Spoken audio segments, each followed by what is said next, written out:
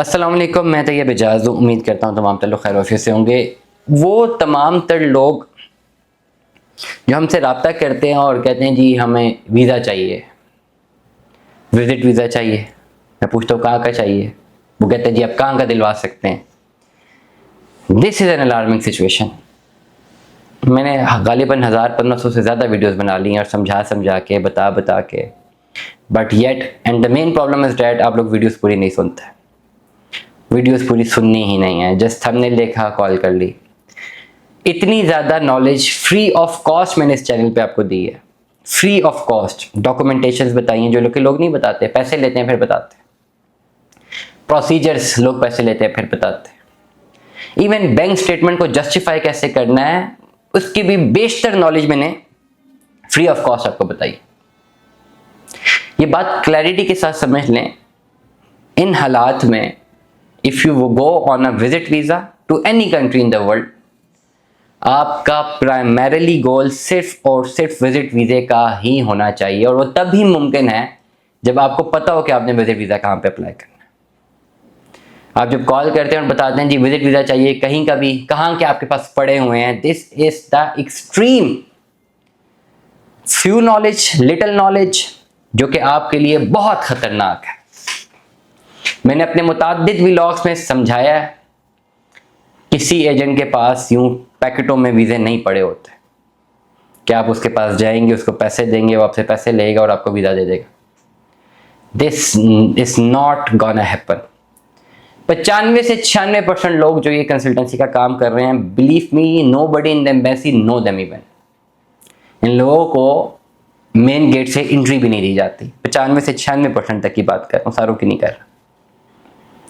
और कोई ऐसा प्रोसीजर नहीं है जिसमें कोई एम्बेसी किसी एजेंट को अलाउ करे कि भाई तुम वीज़ा देना शुरू कर दो। This is not like that as you are thinking. ऐसे नहीं होता। नंबर 1, कुछ ऐसी एम्बेसीज है जिनके ड्रॉप बॉक्सेस होते हैं। लेट अस सपोज अब सऊदीया में आई एम नॉट श्योर, लेकिन ईरान के लिए आई एम श्योर कि वो ड्रॉप बॉक्सेस होते हैं। हर एरिया का ड्रॉप बॉक्स किसी एक एजेंट को ईरानियन एम्बेसी ने प्रॉपरली अथोराइज किया होता है कि आप अपना केस वहां पे ड्रॉप कर दें। वो ऑफिस सिर्फ आपका केस ले सकता है, वीज़ा नहीं लगा सकता, क्योंकि एम्बेसी डेफिनेटली डिप्लोमेटिक इनक्लेव में होती है, तो आप नहीं जा सकते। मुश्किल होता है लोगों के लिए कि अपने जो है वो अपनी फाइल्स को ड्रॉप करें या पासपोर्ट ड्रॉप करें। और पासपोर्ट ड्रॉप करने के साथ कुछ डॉक्यूमेंटेशन होती हैं जो कि ड्रॉप करनी है, वो हर बंदे को नहीं पता होती। तो हर जगह पे, स्पेसिफिकली ईरानियन एम्बेसी की बात कर रहा हूँ, उन्होंने जगह जगह पे हर सिटी में अपने कुछ ऑफिस को ऑथराइज किया होता है कि भाई ये हमारा ड्रॉप बॉक्स है, इनको आप दे दें पासपोर्ट, ये हमें पहुंचा दिया करेंगे। ठीक है, दिस इज नॉट। वो एजेंट वहां भी अपना वीजा नहीं लगा सकता, वो अपना भी नहीं लगा सकता। The final authority of providing you the visa is in the hands of the embassy, जिस भी मुल्क में आप अपना वीजा अप्लाई कर रहे हैं।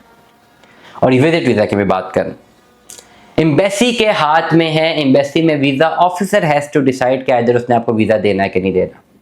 और वीजा ऑफिसर की आपकी पर्सनली, आपके साथ उसकी पर्सनली कोई दुश्मनी नहीं है। अगर आपका केस मेरिट के ऊपर है तो वो वीजा आपको देता है, अगर आपका केस मेरिट पर नहीं है तो आपको वीजा नहीं देता। विजिट वीजा में दुनिया भर की एम्बेसीज का सिर्फ एक हाइपोथेसिस है कि ये बंदा अप्लाई तो विजिट वीजा कर रहा है, लेकिन इसका मकसद है कि वहां जाके स्लिप कर जाए, वापस ना आए। तो वीजा ऑफिसर ने ये एवेल्युएट करना होता है कि आइदर ये जो मेरे पास एप्लीकेशन आई है ये वाकयातन इसके डॉक्यूमेंट्स प्रूफ करते हैं, सपोर्ट करते हैं कि ये जवान जाके वापस आएगा, या ये मुझे ब्लंडर मार रहा है मेरे आगे, ये ब्लफ करने की कोशिश कर रहा है। वीजा ऑफिसर कंसिस्टेंटली आपकी गलती ढूंढ रहा होता है, और जहां पर उसको गलती मिल जाए वो साथ ही कहता है आई रिजेक्ट योर वीजा। लेकिन जिन केसेस पे आपकी गलती उसको नहीं मिलती, वो आपका वीजा रिजेक्ट नहीं कर सकता। This is the point you have to understand. किसी एजेंट के पास वीजे नहीं पड़े होते, please be very careful. Visa officer ने करना है। मैंने भी अपना वीजा अगर लगवाना है तो I have to apply in embassy. मुझे अपने डॉक्यूमेंट्स क्लियर करने हैं, डॉक्यूमेंट्स टेस्ट करवाने हैं, मोफा से वेरीफाई करवाने हैं, बैंक स्टेटमेंट निकालनी है, बैंक स्टेटमेंट को जस्टिफाई करना है, डॉक्यूमेंट्स अटैच करने, एक पूरी फाइल तैयार करनी है। या तो फिर उसको ऑनलाइन सबमिट करना है, या अगर एम्बेसी बोले मुझे फिजिकली आकर सबमिट कराओ तो मुझे जाके ड्रॉप करके आना है। This is the point. Embassy will decide कि अगर वो मुझे वीजा दे रहा है कि नहीं। और मैं विजिट वीजा की बात कर रहा हूं। ये एक सबसे ब्लंडर क्वेश्चन है कि आपके पास किन किन मुल्कों के वीजे पड़े हुए हैं।